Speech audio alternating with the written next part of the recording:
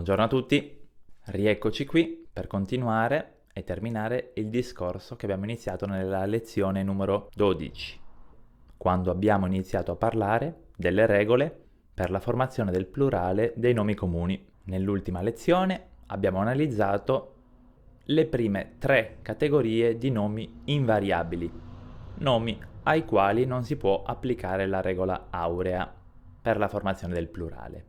Si tratta dei nomi che terminano con la lettera I o la lettera U, dei nomi stranieri o che terminano con una consonante e dei nomi che terminano con una A, O, E accentate. Queste prime 3 categorie non sono altro che una conseguenza diretta della nostra regola aurea, che richiede la sostituzione della vocale terminale di una parola con un'altra vocale. Quando un nome comune non termina con una A, con una E o con una O, non possiamo applicare la regola aurea. In questo caso il nome si dice invariabile. In pratica non effettuiamo nessun cambiamento e il nome è identico al singolare come al plurale. Oggi analizziamo le ultime 2 categorie di nomi invariabili. La prima è costituita dai nomi abbreviati, quindi dai nomi che sono una abbreviazione di un altro nome. Pensiamo ad esempio alle parole moto, radio, cinema e euro. Iniziamo con la parola cinema. È l'abbreviazione di un'altra parola, più precisamente della parola cinematografo. Alla parola cinematografo, che termina con la lettera O, possiamo applicare la regola aurea. Il plurale di cinematografo è quindi cinematografi. Sostituiamo la O con la I. Ma nella pratica in Italia diciamo comunemente cinema. L'abbreviazione della parola cinematografo, quindi cinema, è un nome invariabile. Si dice un cinema, 2 cinema. Ti ricordo che il nome cinema, che termina con A, potrebbe sembrare a prima vista una parola femminile, ma ricordati che la terminazione MA è sinonimo di genere maschile. Ti ricordo altre parole che terminano con ma, per esempio problema, teorema e schema. Quindi ogni volta che troverai una parola che termina con ma, il tuo riflesso sarà quello di considerarla maschile. Sono abbreviazioni di altri nomi, anche le parole moto, che è l'abbreviazione di motocicletta, euro, che è l'abbreviazione di euromoneta, e radio, che è l'abbreviazione di radiotelegrafo. Questi 3 nomi sono invariabili, quindi il loro singolare e il loro plurale sono identici. E passiamo all'ultima categoria di nomi invariabili. Sono i nomi costituiti da una sola sillaba. Per esempio, il nome re, diciamo un re, 2 re. Analogo discorso si può fare per la parola do, la nota musicale, e per gru. Una gru, 2 gru. Una parola femminile. Passiamo adesso ad analizzare una serie di nomi che forma il plurale in maniera irregolare, quindi non rispetta la regola aurea. Ti ho scritto la lista di questi nomi.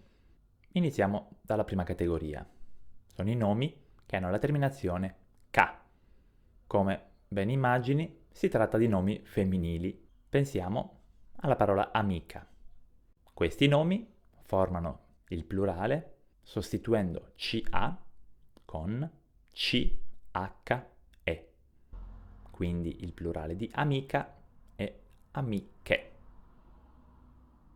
I nomi che terminano con GA sono anch'essi nomi femminili. Pensiamo alla parola riga, il loro plurale è GHE, il plurale di riga è righe. La terza categoria sono i nomi che hanno la terminazione EA, per esempio linea. Si tratta ancora, considerando la terminazione A, di nomi femminili, il loro plurale. Questa categoria di nomi in realtà non è proprio eccezionale perché rispetto alla regola aurea sostituiamo la A finale con una E.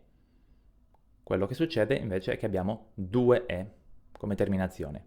È abbastanza raro in italiano avere due vocali identiche che si seguono, però questo succede con i nomi che terminano con EA al singolare. Il loro plurale è EE, quindi linea al plurale diventa linee. Passiamo ad una serie di nomi maschili. La prima categoria è costituita dai nomi che hanno la terminazione IO. Pensiamo alla parola esempio. Se applichiamo la regola aurea dovremo sostituire la O con la I e avere una doppia I come terminazione. Non è così. I nomi che hanno la terminazione IO al plurale eliminano la O, quindi terminano in I. Esempio al plurale si dice esempi con una sola I. Esiste un'eccezione, come immagini, a questa regola, la parola zio. In questo caso il plurale presenta due I. Il plurale di zio è zii. E arriviamo ai nomi maschili che hanno la terminazione MA. Problema, schema, teorema. Il plurale di questi nomi è in I. Per questo diciamo un problema, due problemi. Uno schema, due schemi. Andiamo avanti, parliamo dei nomi che hanno la terminazione co. Si tratta di nomi maschili, la loro caratteristica è che al plurale a volte prendono una H, quindi fanno chi, a volte no, quindi ci. Pensiamo alla parola buco, che al plurale si dice buchi, e alla parola amico, che al plurale fa amici. Analogo discorso per i nomi che terminano in go. Si tratta sempre di nomi maschili, a volte al plurale prendono una H, a volte no. Pensiamo alla parola mago, che al plurale prende la H e quindi si dice maghi. Invece la parola asparago non prende la H, segue la regola aurea, quindi il plurale di asparago è asparagi. E per concludere questa 13ª lezione, ti ho scritto una serie di parole alla lavagna e ti invito ad analizzarle e a formarne il plurale. Fai attenzione alla loro terminazione, in modo da applicare, quando possibile, la regola aurea e cerca di riconoscere i nomi che appartengono a una delle 5 categorie che abbiamo analizzato nella lezione 12 e in quest'ultima. Questi, ricordati, sono nomi invariabili a cui non possiamo applicare la regola per la formazione del plurale. All'inizio della prossima lezione ti comunicherò le risposte corrette.